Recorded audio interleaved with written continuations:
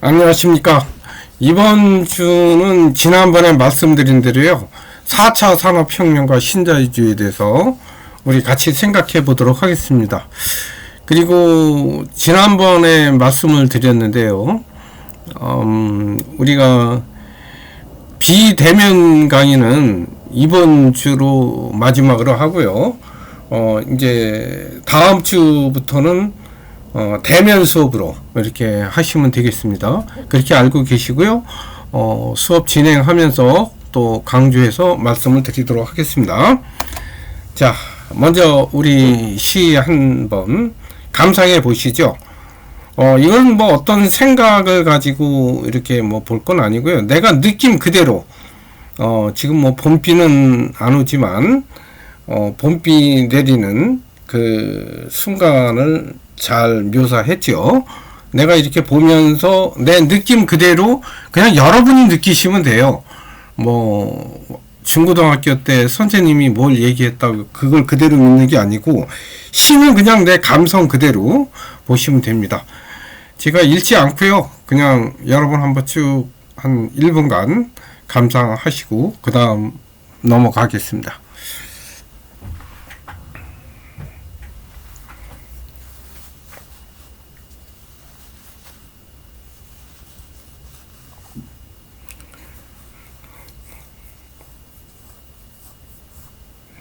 자, 이제 다 감상하셨죠?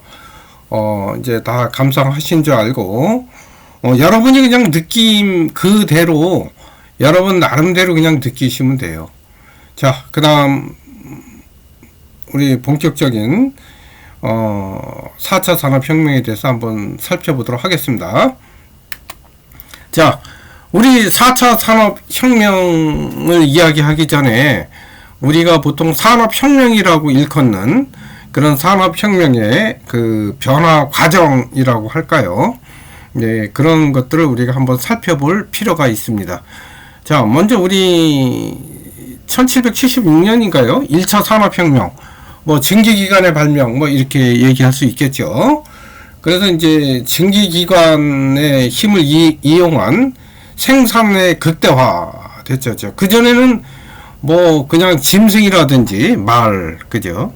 또 사람 이렇게 해서 노동을 많이 수행을 했는데, 이제 증기기관의 발명으로 인해서 좀 기계화가 굉장히 급속도로 발전하게 됐죠.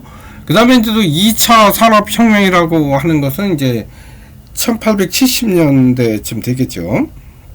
19세기에 전기 에너지를 이용한 대량 생산 체제, 이제 이런 거를 우리가 2차 세계대전, 아니 2차 산업혁명, 이렇게 또 볼 수 있겠습니다.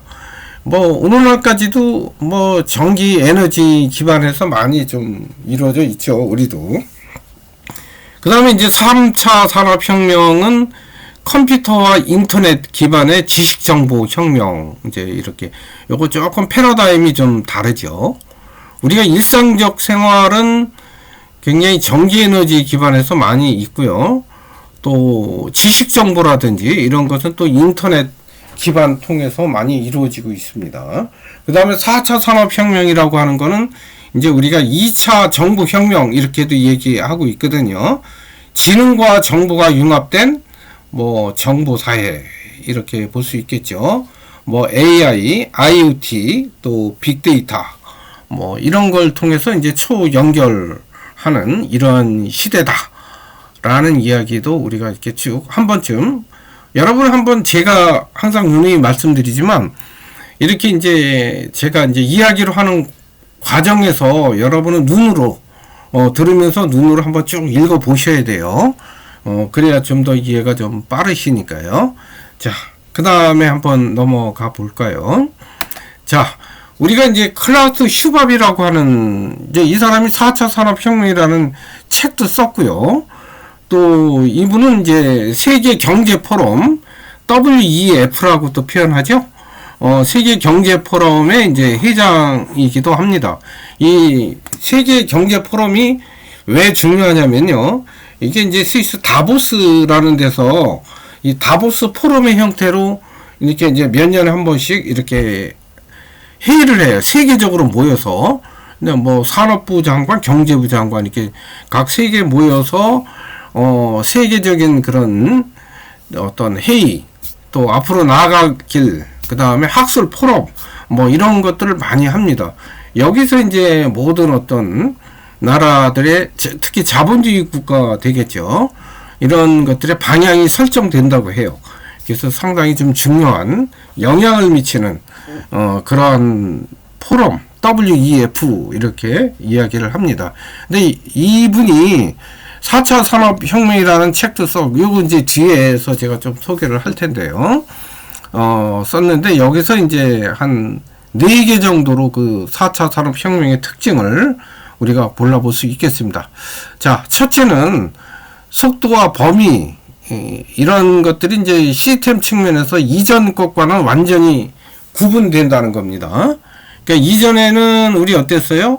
뭐 전기, 에너지, 그죠? 이런, 그 다음에 이제 우리 그 컴퓨터, 그죠? 인터넷, 이제 이런 것을 통해서 이제 이루어진 그런 시스템이었다면, 이제 이 4차 산업혁명은 그런 것들을 바탕으로 해서 좀 융합적으로 흘러가는 거죠.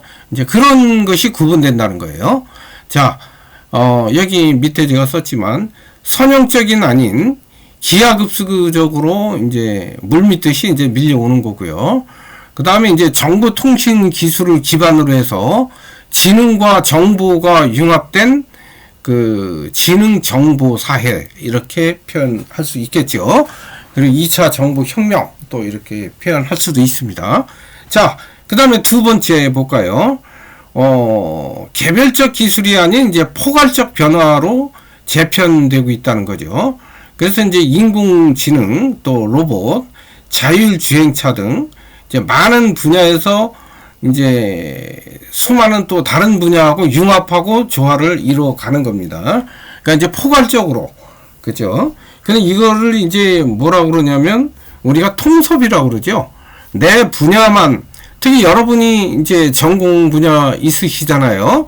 내 분야만 아는 것이 아니고 내 분야와 뭐 정치학, 경제학, 또 인문학 이런 것들을 통합해서 또 뭐 사회학, 심리학 모든 걸 이렇게 한 번에 이렇게 포괄적으로 이렇게 여러분이 이제 사회 나가면 또 그렇게 필요하고요. 근데 이런 것을 우리가 통섭이라고 얘기하거든요. 이제 이 통섭하고 포괄해서 나가는 그런 변화, 이제 이런 특징이 산업 사회, 특히 4차 산업혁명의 특징이다. 그 다음에 이제 셋째는 혁신적인 변화가 제품이 아니른 그냥 아주 포괄적인 시스템적인 혁신적인 변화라는 거죠. 그래서 이제 시스템적인 변화를 이룬 예를 보면은 우리가 호텔 예약할 때 그 플랫폼 아시죠? 에어앤비, 그죠? 또 유버, 뭐 이런 것들 예를 들 수 있겠습니다. 그러니까 뭐 호텔을 내가 가지고 뭘 하는 게 아니고 내가 가지고 있지는 않지만 플랫폼을 통해서 어떤 시스템적인 이런 혁신을 이루는 그런 기업들이죠. 에어앤비나 이런 데가. 자, 그 다음에 네 번째는 인간의 정체성을 변화시키는 혁명이다. 이렇게 이야기를 하고 있죠. 그러니까 뭐 휴머노이드 로봇이라든지 또 뭐 여러분 저기 공상영화 아직까지는 그렇게 많이 안 돼 있는데 공상영화 이런 데 보면은 이런 것이 굉장히 많죠. 로봇 이런, 그러니까 인공 뭐 심장 이런 거, 이런 걸 통해서 이제 인간이, 우리가 원래 인간은 유기체 생물 이런 거잖아요. 그죠?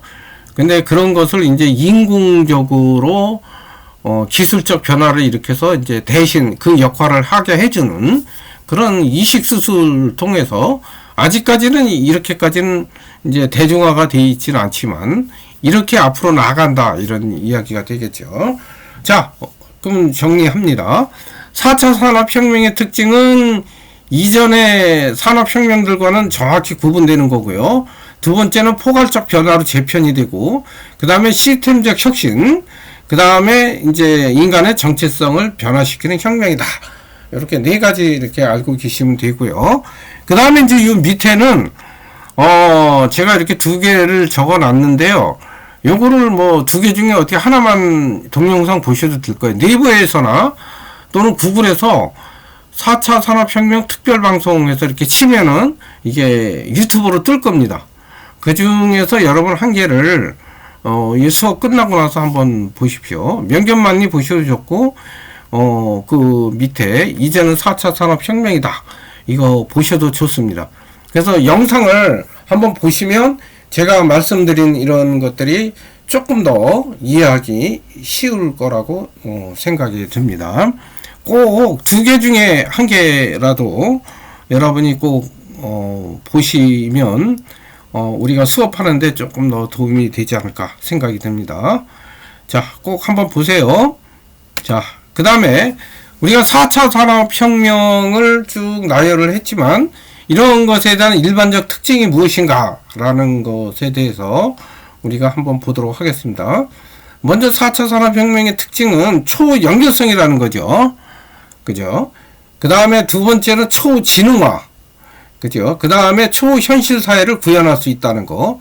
이 세 개가 이제 일반 그 앞에서의 그 산업혁명하고는 좀 차이가 있다는 거죠. 4차 산업혁명의 특징이에요. 자, 우리가 이제 IoT를 사물 인터넷이라고 이렇게 많이 하죠. 그래서 이제 우리가 사물 인터넷의 IoT는 왜 IoT냐면요. 인터넷 오브 에브리띵 이렇게 보통 뭐 things 이렇게도 많이 하죠.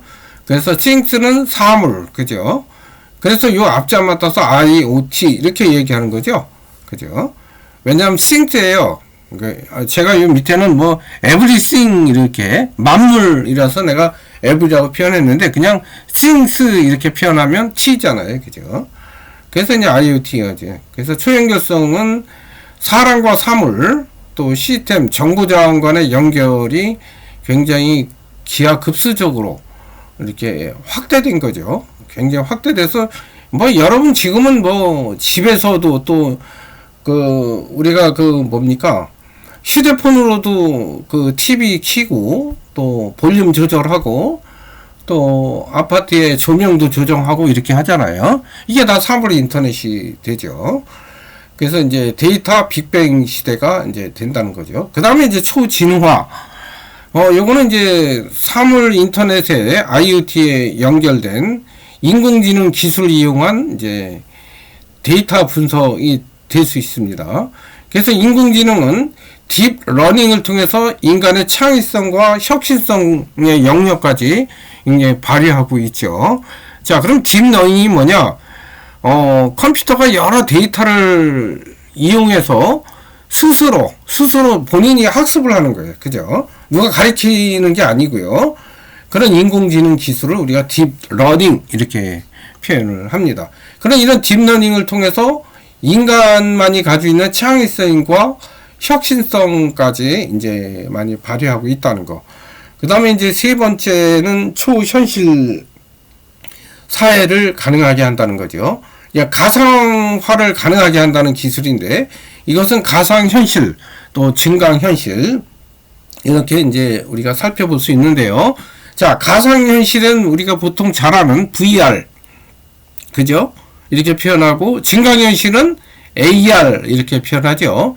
요거는 제가 설명 안 드려도 여러분이 뭐 더 잘 아실 것 같아요. 가상현실과 증강현실은 우리가 가상현실은 뭐 체험학습, 홀로그램, 또 VR 쇼핑몰, 뭐 가상현실 수수실 이런 것을 우리가 가상현실로 볼 수 있고요.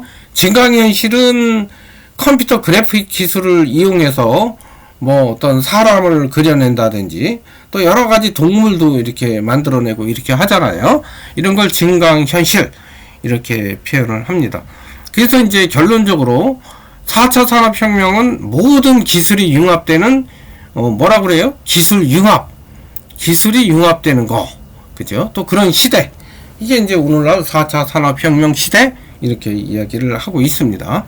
자, 여러분 제가 4차 산업혁명의 특징 뭐라 그랬죠? 초연결성, 초지능화, 초현실사회 이렇게 세 개로 제가 여러분한테 말씀을 드렸습니다. 자, 요거 만약에 시험을 낸다면 이렇게 낼 수도 있겠죠? 4차 산업혁명의 일반적 특징이 아닌 것은 이러고, 이 세 개를 초연결성, 초지능화, 초현실 사회 구현, 그 다음에 엉뚱한 거 하나, 이런 식으로. 그래서 아니면 4번은 현실 사회, 이렇게 만들 수 있을 겁니다. 그죠? 자, 이제 넘어가겠습니다. 자, 우리가 보통 많이 4차 산업혁명을 이야기할 때 많이 쓰는 개념으로 ICBM이라는 용어도 많이 쓰잖아요. 근데 ICBM이라는 게 뭐냐? 이제 보통 이거는 그 앞자만 따서 이렇게 쓴 개념이에요. 그러니까 여기 썼지만 IoT, 그 다음에 클라우드, 그 다음에 빅데이터, 모바일, 이렇게. 그래서 그냥 여기 앞자, 그래서 ICBM, 그죠? 그 이니셜 모아서 만든 거고요. 이게 다 무엇을 의미하신지는 아시겠죠? IoT는 사물 인터넷, 그 다음 클라우드는 여러분 더 잘 아실 거고요. 그 다음 빅데이터도 여러분이 아시죠? 제가 따로 설명 안 드려도 많이 아실 뿐이고, 그 다음에 모바일도 되게 유동적인 이런 거 아실 거고, 자, 이런 것을 지능적으로 연결하는 인공지능과 증강현실, 또 가상현실, 또 자율주행차, 또 3D 프린터 기술 등 이제 정보통신 기술을 기반으로 한 그런 여러 가지 어떤 기술, 이제 이런 것을 우리가 ICBM이라고 하고요. 또 4차 산업혁명의 어떤 패러다임을 설명하는 하나의 개념이기도 합니다. 자, IoT는 사물 인터넷에서 생성된 것이고, 클라우드는 이제 언제 어디서든 데이터가 접근 될 수 있는 거. 그 다음 빅데이터, 데이터를 분석을 통해서 또 새로운 가치 지식을 창출하는 거. 그 다음에 이제 모바일 플랫폼을 기반으로 하는 거. 이런 정도 그냥 여러분이 읽어보시면 될 것 같습니다. 자, 그 다음에 4차 산업혁명은 ICBM 또 ABCD라는 용어도 또 함께 쓰이기도 해요. 자, ABCD는 뭐냐면, 이 밑에 썼죠. AI의 약자를 쓴 거고요. B는 블록체인의 약자, 클라우드는 그냥 클라우드, 그 다음에 데이터, 이렇게 이제 이야기가 되죠.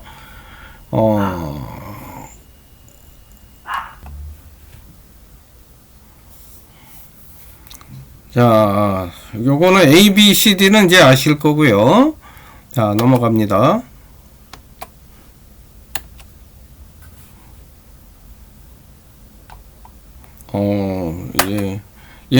이제 4차 산업혁명에 따른, 우리 사회의 변화. 요거는 이제 4차 산업혁명이 이제 우리가 요즘 이제 도래하잖아요. 이러면 사회가 어떻게 변화되는가라는 것을 이제 보는 거죠. 이제 기술이나 산업 구조가 변화될 거다. 그럼 어떻게 변화되느냐? 이제 공유경제라는 거죠. 소유 개념이 아니고 이제 대여하고 서로 이렇게 나눠서 렌트식이죠. 또 리스 이런 건데요. 그렇게 나눠서 쓰는 공동 소비의 개념, 또 경제 모델을 의미한다고 할 수 있습니다. 그 다음에 온 디맨드 경제, 이것은 뭐냐면 고객의 수요에 따라서 시간과 공간을 이제 고객의 수요에 따라서 서비스해주는 그런 사회 경제 모델, 이렇게 이제 이야기합니다. 그 다음에 스마트 비즈니스 모델이라고 이제 보통 요거는 이제 O2O, O4O 요 얘기도 있죠. 옆에 이렇게 영어를 보면 이게 무슨 뜻인지 아시겠죠? O2O는 온라인 투 오프라인, 그죠? 그러면 투는 뭐죠? 뭐로 이거잖아요, 그죠? 그러면 뭐예요? 온라인에서 오프라인으로, 이런 뜻이죠. 그죠? 투는 이런 거잖아요. 그 뭐뭐로 이렇게 이전 이런 거잖아요. 그러니까 온라인을 통한 또 그 사무실에 내가 있어요. 그러면 그 내가 온라인을 통해서 그 오프라인으로 배달해 주는 거, 이런 것도 좀 여기에 해당할 수 있겠죠. 그죠? 그 다음에 O4O는 뭐예요? 여기는 그 중간에 전치사가 포죠. 그죠? 그러니까 오프라인을 위한 온라인 이거잖아요. 그죠? 그러니까 상품 구매가 온라인으로 이루어지는 그런 새로운 형태 서비스 방식.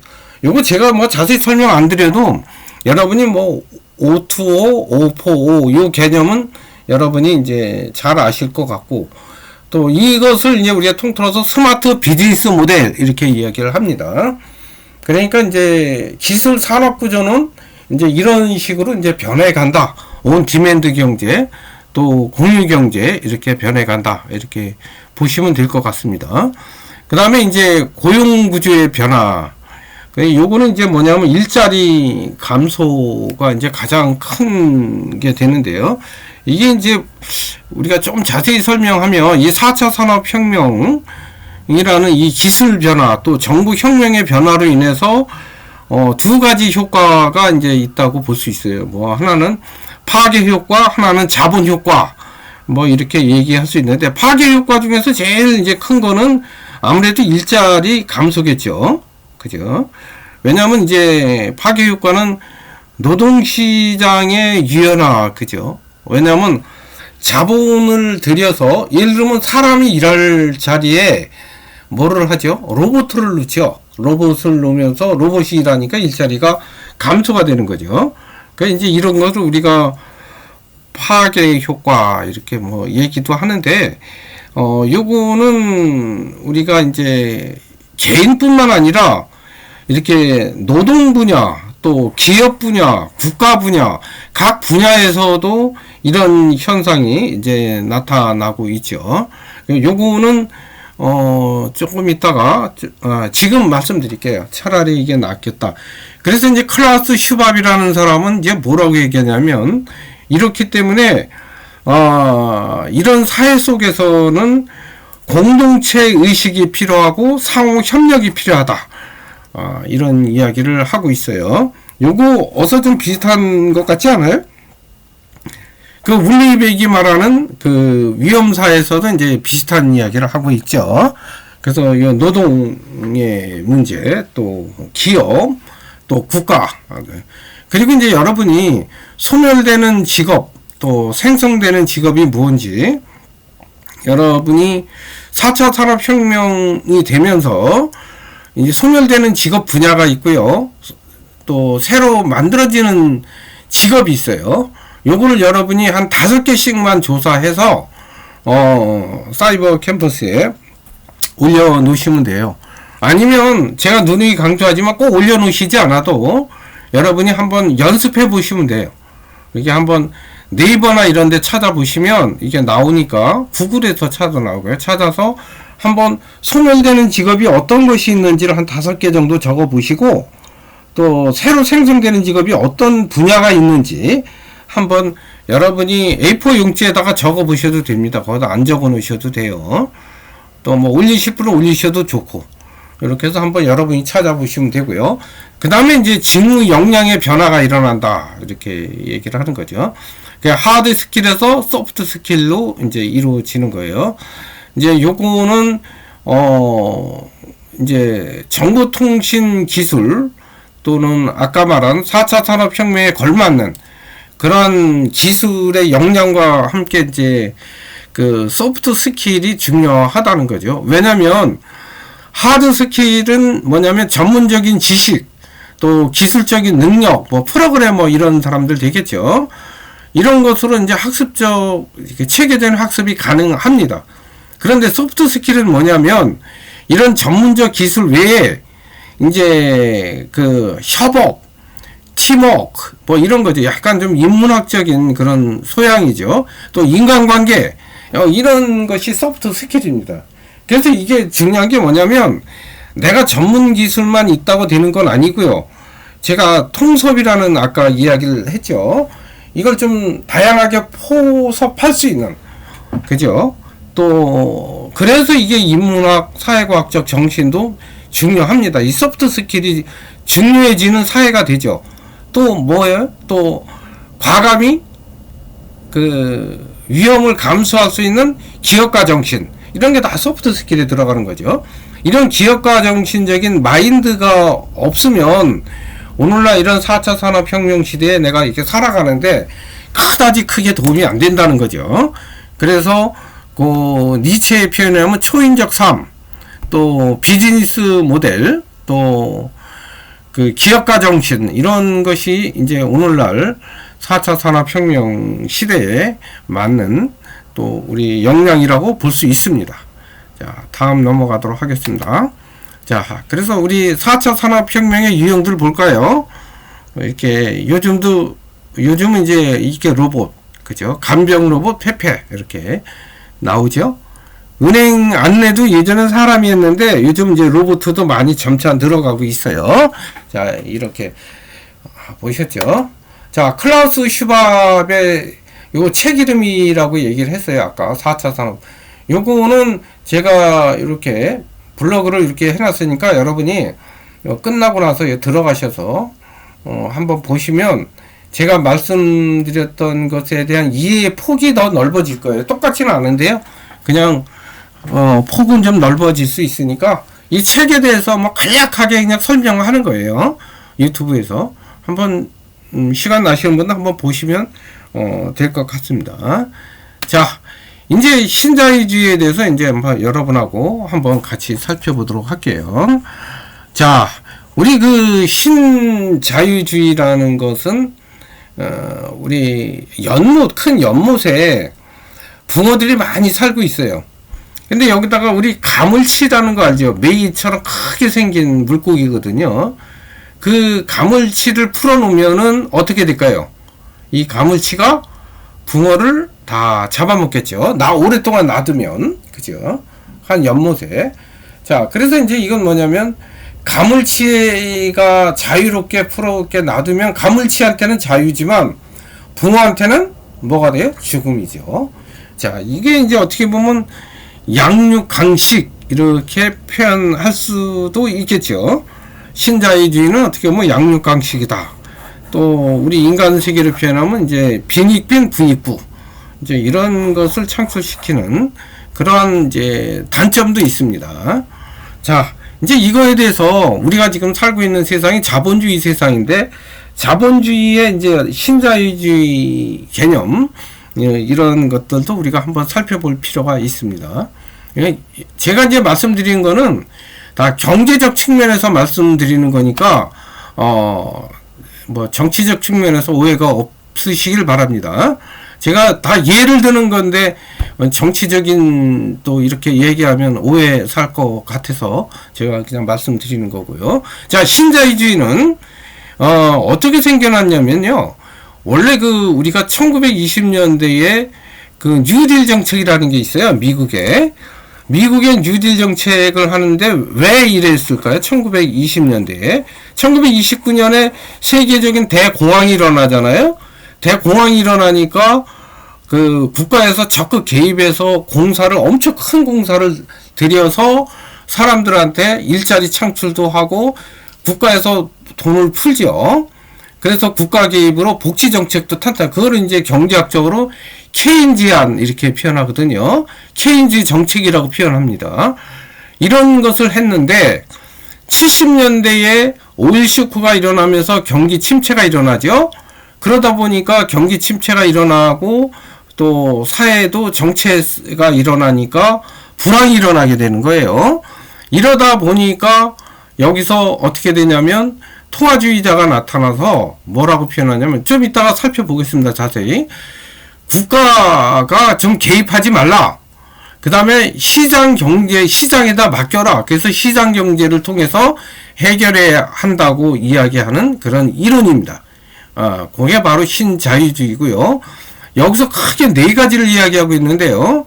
여기서는 크게 비용을 축소시키기 위해서 원자재나 인건비, 그죠? 그 다음에 노동시장을 유연화하고, 또 복지를 과감하게 축소해야 되고, 또 기업들 민영화 시켜야 되고, 또 세금도 감세 정책해야 된다 라고 이제 주장하는 게 신자유주의의 핵심입니다. 요거에 대해서 이제 조금 이따 설명을 드리고요. 세계화라는 말은 뭐냐면, 보통 신자유주의 세계화 이렇게 붙어서 쓰는데요. 세계화는 이제 우리가 기술이나 교통 통신 기술의 발달에 따라서 이제 전 세계가 하나의 시장, 또 경쟁 체제가 되도록 그 추진하는 운동 또는 정책적 성격, 이거를 이제 우리가 세계화라고 얘기를 합니다.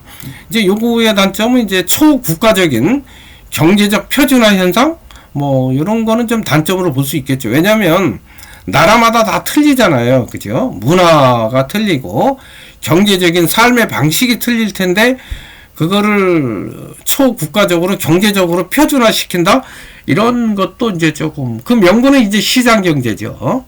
이제 이런 것도 이제 뭐 단점이라면 단점으로 볼 수도 있습니다. 자, 우리가 요거를 조금 이제 거시적으로 살펴보면요, 이제 세계적, 왜 그러면 아까 케인지안 정책에서 신자유주의가 나타나게 됐느냐 하는 배경을 지금 말씀드리는 거예요. 73년에 1차 오일 쇼크가 일어나죠. 여러분, 이게 4차 오일 중동전이라고 그래요. 이란이 이제 이스라엘하고 싸우는데요. 이스라엘을 중동에서 이제 고립시키기 위해서 그 중동 국가들이요, 오일을 감산을 하게 됩니다. 그래서 오일값이, 기름값이 이제 치솟게 되죠. 이거를 이제 1차 오일 쇼크 이렇게 표현하고, 78년에 2차 오일 쇼크는요, 그 이란이라는 나라가 이제 이란 혁명이 일어나죠. 원래 이란에는 그 팔레비 왕조가 있었어요. 이 팔레비 왕조를 무너뜨리고 79년에 일어나죠. 근데 이제 무너뜨리고 그 다음에 이제 이슬람 공화국을 세우는데요. 그 호메인이라는 사람이 나타나요. 이러면서 이제 미국과 단교 선언하면서 오일을 이제 감소하게 돼, 생산을 감소하면서 이제 소국가에다 안 팔게 되는 거죠. 감산하는 거죠. 그래서 이제 2차 오일 쇼크가 일어나고, 또 여기와 관련돼서 또 80년에 이란과 이라크가 또 전쟁이 일어납니다.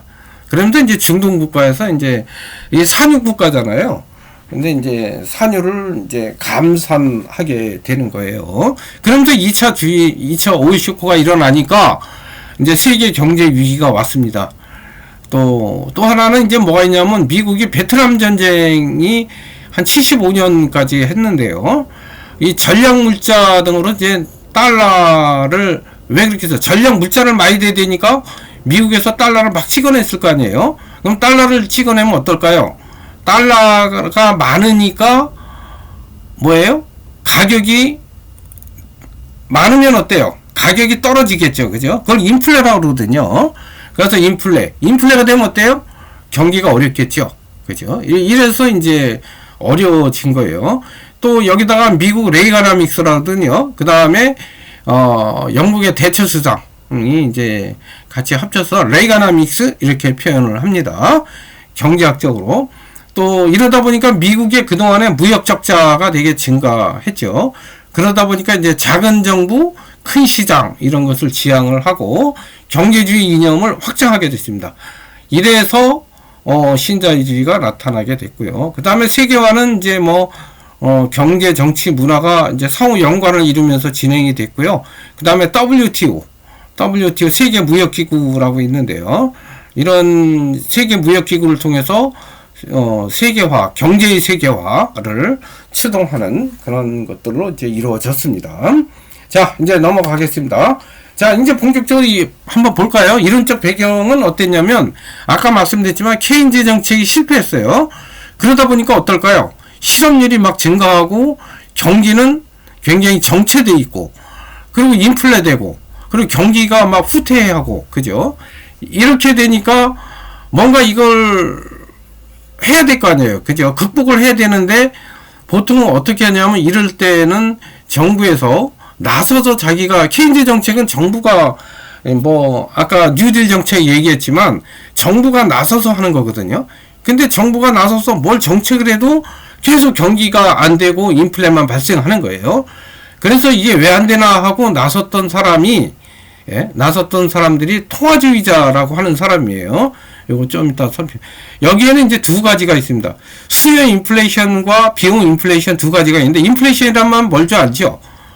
돈의 가치가 떨어지는 거예요. 물가가 뛰는 거죠. 쉽게 말하면.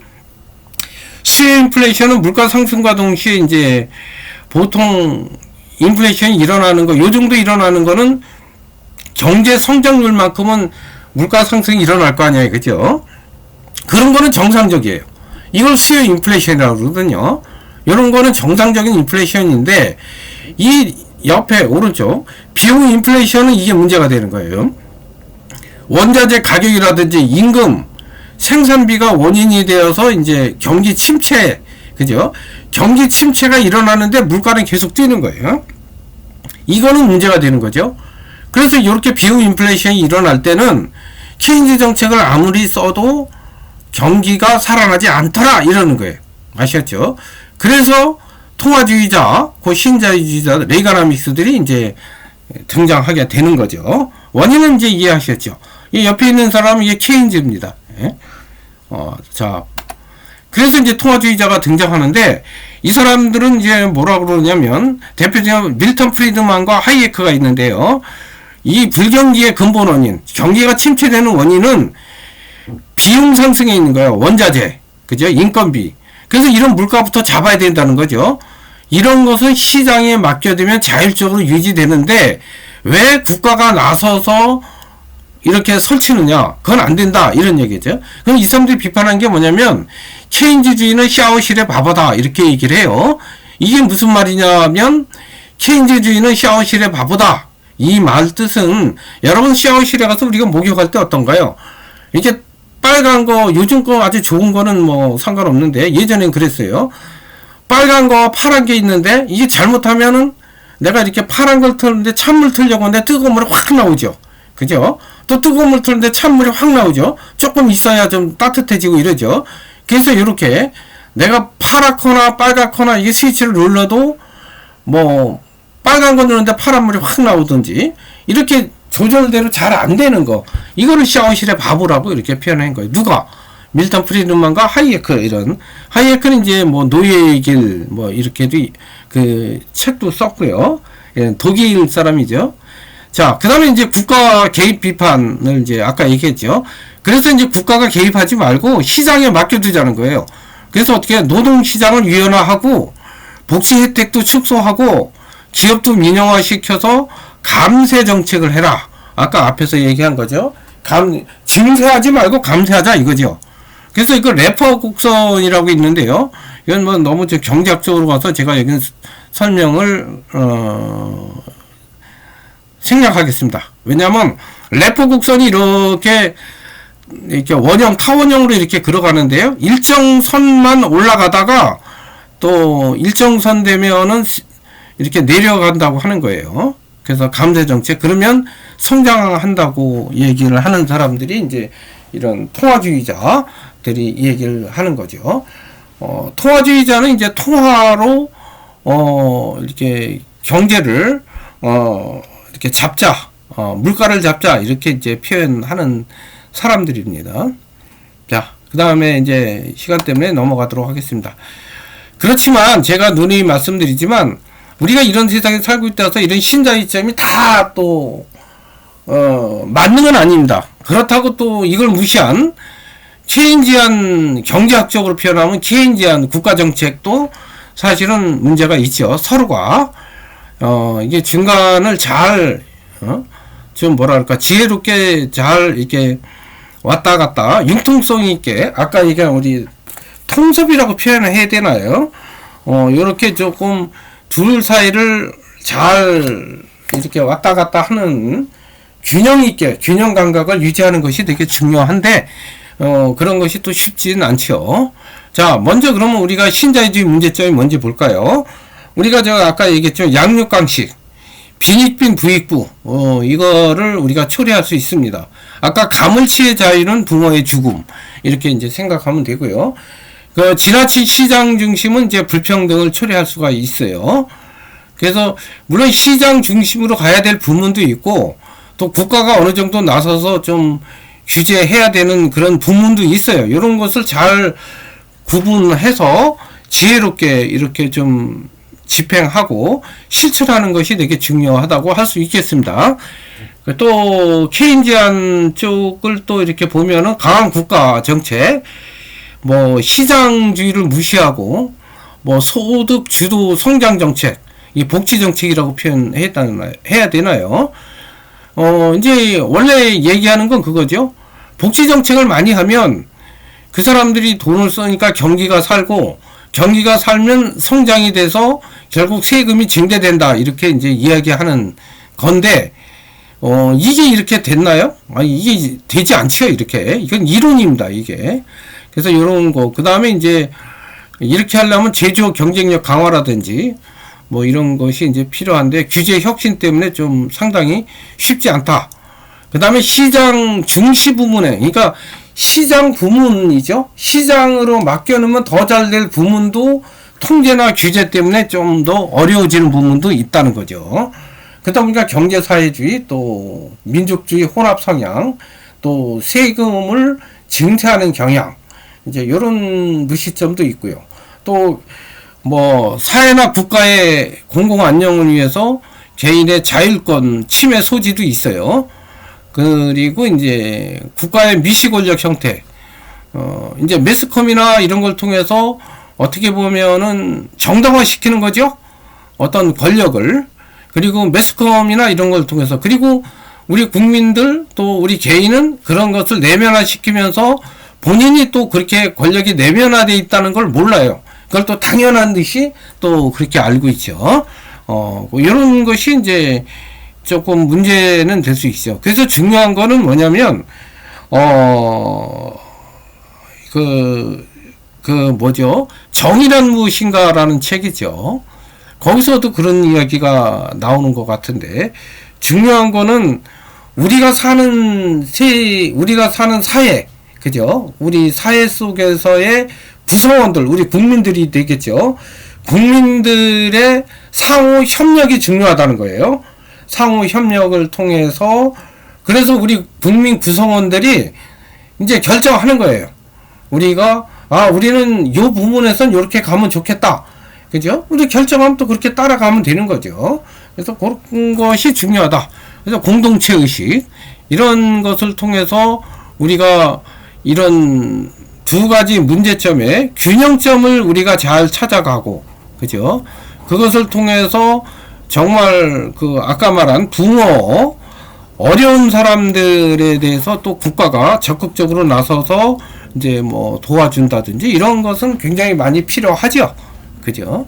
그래서 이런 정도로 해서 여러분이 좀 이해하시면 될 것 같고요. 자, 요것도 한번 여러분이 그냥 생각해 보세요. 우리 사회, 현재 우리 사회와 관련하여 세계화, 신자유주의 세계화라고 표현해도 좋고요. 세계화라도 표현해도 좋아요.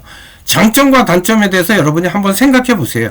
그래서 한번 그 종이에다 아까 적는 김에 거기다 한번 장점이 뭐고 단점이 뭘까? 지금 쉽게 말하면 우리 사회, 지금 살고 있는 우리 현실과 관련해서 장단점을 한번 쭉 이렇게 적어 보십시오.